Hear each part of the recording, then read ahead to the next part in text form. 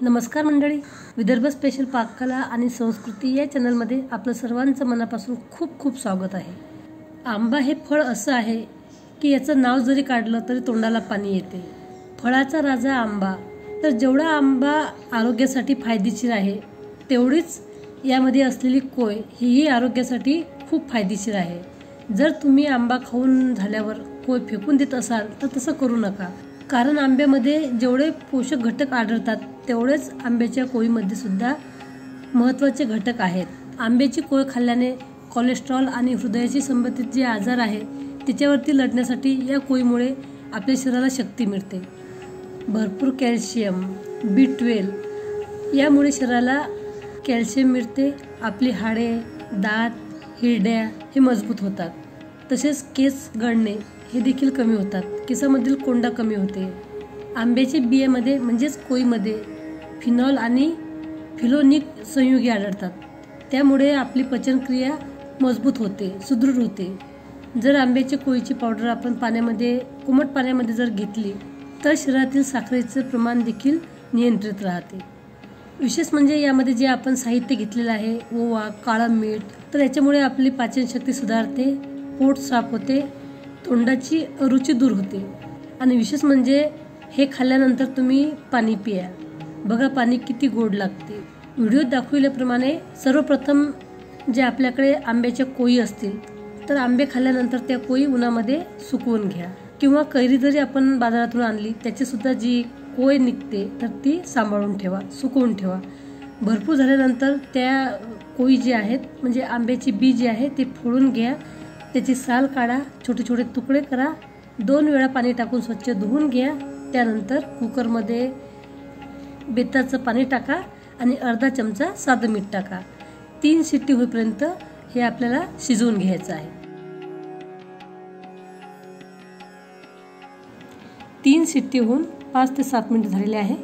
त्यानंतर कुकर थंड झालेला आहे, झाकण उघडलेलं आहे आणि एका गाळणीमध्ये ही कोय आता गाळून घेत आहे। पाणी आपल्याला पूर्णपणे काढून टाकायचं आहे, सुक्या करून घ्यायचे आहे। मस्त चटपटीत पाचक सुपारी बनवायला काय साहित्य पाहिजे तर ते बघू। 1 चमचा काळं मीठ, मिठाचं ओव्याचं प्रमाण आपल्या कोई किती आहेत किंवा आपल्या चवीनुसार कमी जास्त करू शकता। 1 चमचा ओवा, 1 चमचा आमचूर पावडर किंवा एका लिंबाचा रस, तर हे आता खलबत्त्यामध्ये टाकून कुटून घेणार आहे।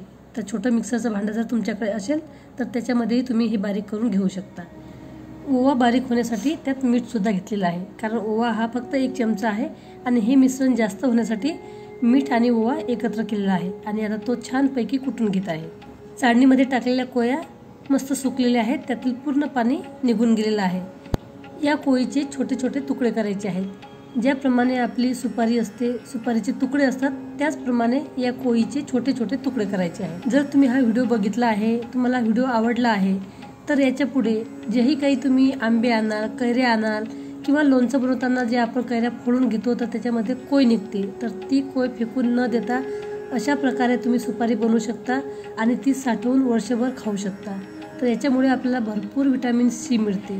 तर आपल्याला जर आपण नियमित हे आंब्याची कोय खाल्ली किंवा अशा प्रकारे सुपारी खाल्ली तर मला नाही वाटत की आपल्याला कॅल्शियमच्या गोळ्या, कॅल्शियम म्हणजेच कॅल्शियम, व्हिटॅमिन Dच्या गोळ्या घ्याव्या लागतील, त्याची गरज पडेल। तर बघा छानपैकी बारीक बारीक तुकड्यामध्ये मी आंब्याची कोय कट करून घेतलेली आहे। रेसिपी बनवायला खूप सोपी आहे, फक्त थोडं कंटाळवाणं आणि मेहनतीचं काम म्हणजे आंब्याची कोय फोडून घेणे।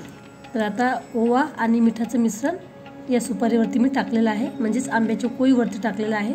त्यानंतर जर तुमच्याकडे आमचूर पावडर असेल तर 1 चमचा याच्यामध्ये आमचूर पावडर टाका। आमचूर पावडर आणि आंब्याची कोय खूप मस्त कॉम्बिनेशन आहे। परंतु जर आपल्याकडे आमचूर पावडर नाही तर लिंबूचा रस हा एक उत्तम पर्याय आहे, तर तुम्ही लिंबूचा रस सुद्धा टाकू शकता। तर अर्ध्या लिंबाचा रस किंवा एका लिंबाचा रस यावरती पिळायचा आहे। मी 1 चमचा आमचूर पावडर टाकणार आहे। आता व्यवस्थित मिक्स करून घ्यायचं आहे आणि सुकवायला ठेवायचं आहे। अशाच प्रकारच्या नवनवीन पारंपरिक रेसिपी जर आपल्याला आवडत असतील तर विदर्भ स्पेशल पाककला आणि संस्कृती या चॅनलला सबस्क्राईब करा। त्याचबरोबर बाजूला घंटीचं बटन आहे त्याच्यावर देखील क्लिक करा, जेणेकरून जेही व्हिडिओ मी अपलोड करेल त्याची माहिती, नोटिफिकेशन तुम्हाला त्वरित मिळेल। तर बघा मस्त एकजीव करून झालेला आहे। आता हे उन्हामध्ये 2 ते 3 दिवस सुकवायचं आहे। रेसिपी आवडली तर रेसिपीला लाईक करा, कमेंट करा आणि आपल्या दोस्त मित्रांना नातेवाईकांना शेअरसुद्धा करा.